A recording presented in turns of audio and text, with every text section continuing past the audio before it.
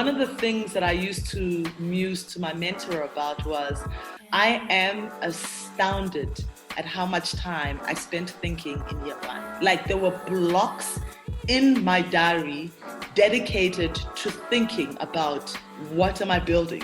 How am I going to build it? What are the processes? How is this thing going to develop? What is this thing going to look like in year one versus year 5 versus year 10? And then like working at the plan, at the strategic plan in between year 1 and year 3 and year 5 and year 7, year 7 and year 10. It was in my first year that I spent a lot of time with my mentor, just trying to, overcome the self-employment identity crisis, which a lot of us don't even know that we're going through. A lot of people call themselves entrepreneurs, like, incorrectly.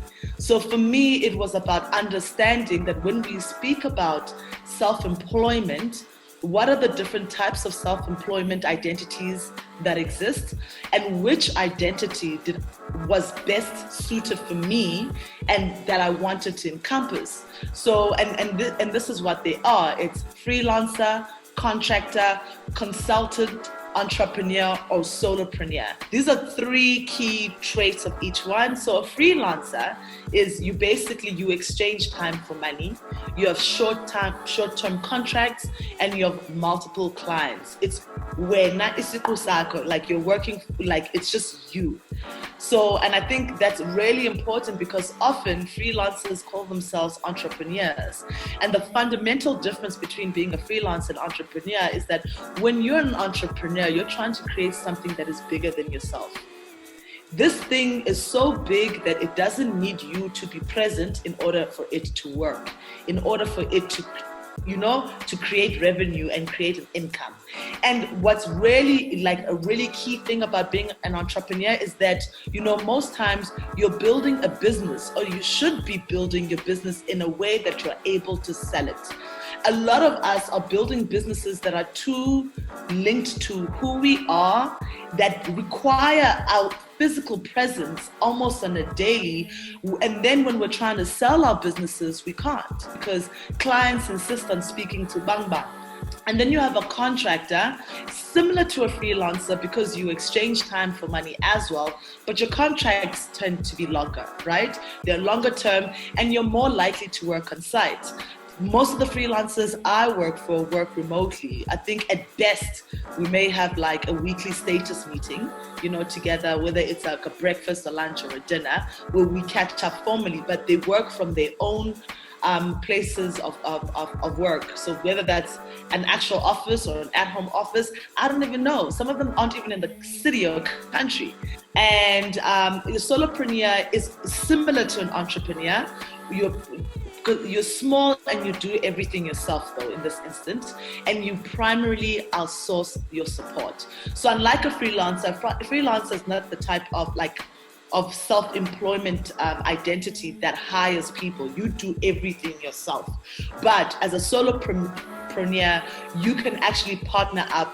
You'll find, like, even now, I think I operate a lot more as a solopreneur, trying to get back into becoming an entrepreneur, because obviously as COVID hit, as a small agency, we retrenched.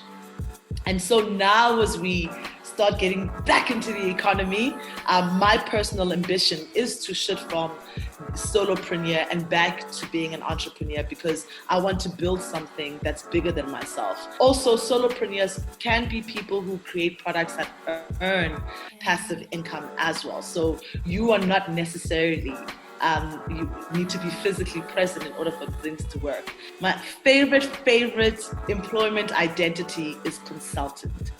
And the thing is, you can be an entrepreneur, but also be a consultant. You can be a solopreneur and also be a consultant.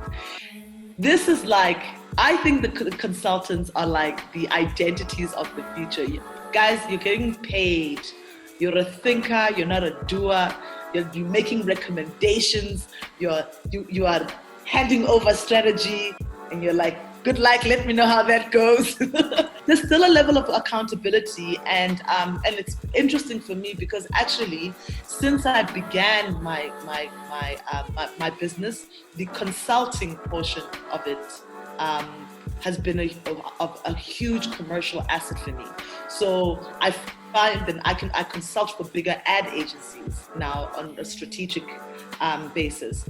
So, and this is like literally this line item has no expense other than myself. So it's the most lucrative line item, So you're hired here for solutions, you're hired here for strategy, you're a thinker and you're not a doer. So I really want you guys to just take a look at this page, just let it sink in, like identify what you are or what you have been, and identify where you truthfully want to go.